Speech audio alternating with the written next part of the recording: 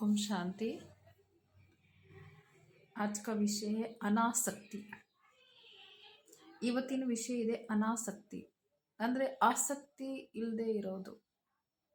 दूसरों का प्रभाव हम पर ना पड़े इसके लिए हमें शक्ति की आवश्यकता होती है। वह शक्ति है अनासक्ति। यदि आप प्रभाव से मुक्त नहीं रह सकते तो आप अपने विचारों पर नियंत्रण नहीं रख पाएंगे। वहां से अवनति अर्थात उल्टा मार्ग स्टार्ट होता है जो आत्मिक उन्नति में बाधक बनता है। ನೀವು ಅನ್ಯರ ಪ್ರಭಾವ ನಿಮ್ಮ ಮೇಲೆ ಬೀರ್ದಿರ ಇರಲಿ, ನಿಮ್ಮ ಮೇಲೆ ಅನ್ಯರ ಪ್ರಭಾವ ಬೀರ್ದಿರ ಇರಲಿ, ಅದಕ್ಕೋಸ್ಕರ ನಮಗೆ ಶಕ್ತಿವಿನ ಅವಶ್ಯಕತೆ ಬಹಳ ಇರುತ್ತೆ। ಆ ಶಕ್ತಿಗೆ ಅನಾಸಕ್ತಿ ಅಂತ ಹೇಳ್ತಾರೆ। ಅಂದ್ರೆ ಆಸಕ್ತಿ ಇಲ್ದಿರೋ ಇರೋದು ಶಕ್ತಿ, ಅಂದ್ರೆ ಆಕರ್ಷಣೆ ಇಲ್ದಿರೋ ಶಕ್ತಿ। ಒಂದು ವೇಳೆ ನೀವು ಪ್ರಭಾವದಿಂದ ಮುಕ್ತರಾಗಕ್ಕಾಗ್ತಾ ಇಲ್ಲ, ಸಾಧ್ಯ ಇಲ್ಲ ಅಂದ್ರೆ ನೀವು ನಿಮ್ಮ ವಿಚಾರಕ್ಕೆ, ನಿಮ್ಮ ಆಲೋಚನೆಗಳ ಮೇಲೆ ನಿಯಂತ್ರಣೆ ಮಾಡೋದು ಶಕ್ತಿ, ಅರ್ಥಾತ್ ಹತೋಟಿಯಲ್ಲಿ ಶಕ್ತಿ, ನಿಮ್ಮ ಆಲೋಚನೆಗಳಿಗೆ ಹತೋಟಿಯಲ್ಲಿ ಇಟ್ಕೊಳ್ಳೋ ಶಕ್ತಿ ಇಲ್ಲ ಅಂತ ಅರ್ಥ। ಯಾವಾಗ ನಿಮ್ಮ ವಿಚಾರಕ್ಕೆ ಹತೋಟಿಯಲ್ಲಿ ಇಟ್ಕೊಳ್ಳೋ ಶಕ್ತಿ ಇಲ್ಲ, ನಿಮ್ಮ ವಿಚಾರಕ್ಕೆ ನೀವು ಕಂಟ್ರೋಲ್ ಮಾಡಕ್ಕಾಗ್ತಾ ಇಲ್ಲ ಅಂದ್ರೆ ಅಲ್ಲಿಂದ ಉಲ್ಟಾ ಮಾರ್ಗ ಅರ್ಥಾತ್ ಅವನತಿದು ಮಾರ್ಗ ಸ್ಟಾರ್ಟ್ ಆಗುತ್ತೆ, ಉಲ್ಟಾ ಮಾರ್ಗ ಶುರುವಾಗುತ್ತೆ। ಅದು ನಮ್ಮ ಆತ್ಮಿಕ ಉನ್ನತಿಯಲ್ಲಿ ಅಡೆತಡೆಗಳಾಗುತ್ತೆ, ಬಾಧಕರಾಗುತ್ತೆ ಅಂತ। अनासक्ति का पहला कदम यह है कि आप अपने रूहानी व्यक्तित्व को पहचानें। ऐसा करने से आप स्वयं को अपने दैहिक व्यक्तित्व से तथा हद के विचारों व प्रभावों से दुनिया से अलग रह सकते हैं।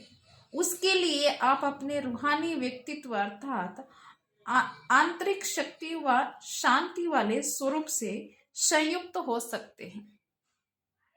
ಅನಾಸಕ್ತಿದು ಮೊದಲನೇ ಹೆಜ್ಜೆನೇ ಇದೇ ಆಗಿದೆ, ನೀವು ನಿಮ್ಮ ಆತ್ಮಿಕ ವ್ಯಕ್ತಿತ್ವವನ್ನು ಗುರುತಿಸ್ಕೋಬೇಕಾಗಿದೆ, ಅನುಭವ ಮಾಡಬೇಕಾಗಿದೆ। ಆ ಥರ ಮಾಡೋದ್ರಿಂದ ನಿಮಗೆ ನೀವು ಈ ದೇಹದ ವ್ಯಕ್ತಿತ್ವದಿಂದ, ದೇಹದ ಭಾವನೆದಿಂದ ಅರ್ಥಾತ್ ಹದ್ದಿಂದು ವಿಚಾರಗಳದಿಂದ, ಭಾವನೆದಿಂದ, ಈ ಪ್ರಪಂಚದಿಂದ ನೀವು ಬೇರೆ ಮಾಡಬಹುದು। ಅದಕ್ಕೆ ಬದಲಾಗಿ ನೀವು ಏನು ಹೇಳ್ತಾ ಇರೋದು, ಈ ಥರದ ಭಾವನೆ ಅರ್ಥ ಮಾಡ್ಕೋಬೇಕಾಗಿದೆ। ನಮಗೆ ನಾವು ಮತ್ತು ದೇಹದ ವ್ಯಕ್ತಿತ್ವದ ಭಾವನೆಯಿಂದ, ಹದ್ದಿಂದು ಭಾವನೆ ವಿಚಾರಗಳದಿಂದ, ಆಲೋಚನೆಗಳಿಂದ, ಭಾವನೆಯಿಂದ, ಈ ಭಾವನೆಗಳ ಪ್ರಪಂಚ ಇದೆಯಲ್ಲ, ಇದೂ ಸಹ ಒಂದು ಪ್ರಪಂಚನೇ, ಭಾವನೆಯಲ್ಲಿ ಸಿಕ್ಕಾಕೊಳ್ಳೋದು, ಇದರಿಂದ ದೂರ ಮಾಡ್ಕೋಬಹುದು ಆಸಕ್ತಿ ಇಲ್ಲ ಅಂದ್ರೆ। ಅದಕ್ಕೆ ತದನಂತರ ನೀವು ನಿಮ್ಮ ಆತ್ಮಿಕ ವ್ಯಕ್ತಿತ್ವ ಅರ್ಥಾತ್ ಆಂತರಿಕ ಶಕ್ತಿ ಮತ್ತು ಶಾಂತಿ ಸ್ವರೂಪದಿಂದ ನೀವು ಶಕ್ತಿಶಾಲಿ ಆಗ್ಬೋದು। ಏನ್ರಿಂದ ಶಕ್ತಿಶಾಲಿ ಆಗ್ಬೋದು? ಶಾಂತಿ ಮತ್ತು ಶಕ್ತಿದಿಂದ। ಅದು ಹೇಗೆ?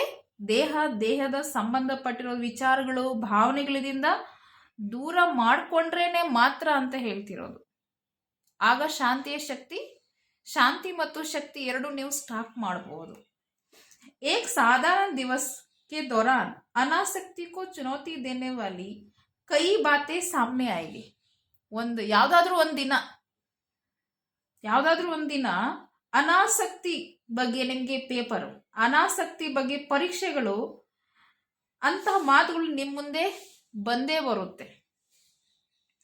एक और आपका रूहानी व्यक्तित्व होगा, दूसरी तरफ होगा व्यक्तियों की और तथा भौतिक संसारों की ओर का आकर्षण। ಅಂತ ದಿನ ಏನು ಮಾತು ಬರುತ್ತೆ? ಒಂದು ಕಡೆ ನಿಮ್ಮ ಆತ್ಮಿಕ ವ್ಯಕ್ತಿತ್ವ ಇರುತ್ತೆ, ಆತ್ಮಶಕ್ತಿ ಇರುತ್ತೆ, ಇನ್ನೊಂದು ಕಡೆ ಪ್ರಪಂಚದಲ್ಲಿ ಇರೋರು ಮನುಷ್ಯ ಮಾತರು, ಸಗೆ ಸಂಬಂಧಿಕರು, ಭೌತಿಕ ಸಂಸಾರಗಳು, ಅದರದ ಆಕರ್ಷಣೆಗಳಿರುತ್ತೆ। ಸಗೆ ಸಂಬಂಧಿಕರು, ನಿಮ್ಮ ದೇಹದ ಆಕರ್ಷಣೆ, ಮತ್ತೆ ವಸ್ತುವಿನ ಆಕರ್ಷಣೆ, ವ್ಯಕ್ತಿಗಳ ಆಕರ್ಷಣೆ ಇರುತ್ತೆ। अनासक्ति का अर्थ भौतिक संसार से अलग होना नहीं है, लेकिन संसार में रहते हुए अपना पार्ट निभाते हुए केवल स्वयं को आत्मिक स्थिति में स्थित रहने का अभ्यास करना. ಅನಾಸಕ್ತಿದ ಅರ್ಥ ಏನೈತೆ? ಈ ಭೌತಿಕ ಸಂಸಾರ, ಈ ಸ್ಥೂಲ ಜಗತ್, ಈ ಸ್ಥೂಲ ಪ್ರಪಂಚದಿಂದ ದೂರ ಆಗೋದಲ್ಲ. ಆದರೂ ಈ ಪ್ರಪಂಚದಲ್ಲಿ ಇರ್ತಾನೂ ಸಹ ತನ್ನ ಪಾತ್ರವನ್ನ ಮಾಡ್ತಾ ಅಭಿನಯಿಸ್ತಾನೂ ಸಹ ಬರೀ ತನಗೆ ತಾನೇ ಆತ್ಮಿಕ ಸ್ಥಿತಿಯಲ್ಲಿ ಸ್ಥಿತರಾಗೋದು, ತನ್ನ ಆತ್ಮಿಕ ಸ್ಥಿತಿಯಲ್ಲಿ ಸ್ಥಿತ ಮಾಡ್ಕೊಳ್ಳೋದು, ಅಭ್ಯಾಸ ಮಾಡೋದು, ಇದೇನೆ ಅನಾಸಕ್ತಿದ ಅರ್ಥ ಆಗಿದೆ. ಅಂದ್ರೆ ಈಸಿ ಭಾಷೆಯಲ್ಲಿ ಹೇಳಿದ್ರೆ, ಯಾವಾಗ ದೇಹ ನೆನೀತೀರಿ ಆಗ ದೇಹದ ಸಂಬಂಧಪಟ್ಟಿರೋ ವಸ್ತುಗಳು ಎಳೆಯುತ್ತೆ, ಆಕರ್ಷಣೆ ಬರುತ್ತೆ. ಯಾವಾಗ ಆತ್ಮ ಸ್ಥಿತಿಯಲ್ಲಿ ಸ್ಥಿತರಾಗ್ತೀರಿ ಆಗ ಆತ್ಮದ ಗುಣ ಏನಿದೆ, ಅನಾಸಕ್ತಿ, ಅದೇ ಕಡೆ ನಮ್ಗೆ ಗಮನ ಬರುತ್ತೆ. ಮತ್ತೆ ಅನಾಸಕ್ತಿದು ಮೇನ್ ಹೇಳಿರೋದು ಟಾಪಿಕ್ ಏನೈತೆ ಒಳಗಡೆ, ಶಾಂತಿ ಮತ್ತು ಶಕ್ತಿ. ಈ ಎರಡು ಹೆಚ್ಚೋದು ಕಾರಣ ಆತ್ಮಸ್ಥಿತಿನೇ, ಆತ್ಮಸ್ಥಿತಿ ಅಭ್ಯಾಸನೇ. ಇದರದ ಸಾರಾಂಶ ಏನಾಗಿದೆ, आसक्ति का अर्थ है कि आप आत्मिक स्थिति में स्थित रहे. ಆಸಕ್ತಿ ಅಂದ್ರೆ ಯಾವ್ದಾದ್ರೂ ಕಡೆ ಸೆಲ್ತನ ಹೋಗದಿರ ಇರಲಿ, ಆಸಕ್ತಿ ಹೋಗದಿರ ಇರಲಿ, ಇದರದ ಅರ್ಥ ಏನಿದೆ ಅಂದ್ರೆ ನೀವು ಆತ್ಮಿಕ ಸ್ಥಿತಿಯಲ್ಲಿ ಸ್ಥಿತರಾಗಿರಿ. ಆಗ ಯಾವುದು ಕಡೆನೂ ಸಹ ಆಸಕ್ತಿ ಹೋಗಲ್ಲ, ಅನಾಸಕ್ತರಾಗಿರ್ತೀರಿ. ಜೊತೆಲಿರ್ತಾನೂ ಸಹ ಯಾವುದ್ರ ಮೇಲೆ ನಿಮ್ಗೆ ಆಕರ್ಷಣೆ ಇರೋದಿಲ್ಲ, ಫೀಲಿಂಗ್ಸ್ ಇರೋದಿಲ್ಲ, ದುಃಖ ಇರೋದಿಲ್ಲ. ಸುಖದ ಫೀಲಿಂಗ್ ಇರುತ್ತೆ, ಖುಷಿಯ ಫೀಲಿಂಗ್ ಇರುತ್ತೆ. ಆತ್ಮಸ್ಥಿತಿಯಲ್ಲಿದ್ರೆ ಅದ್ರ ದುಃಖದ ಫೀಲಿಂಗ್ ಮಾತ್ರ ಇರೋದಿಲ್ಲ. ಧನ್ಯವಾದಗಳು.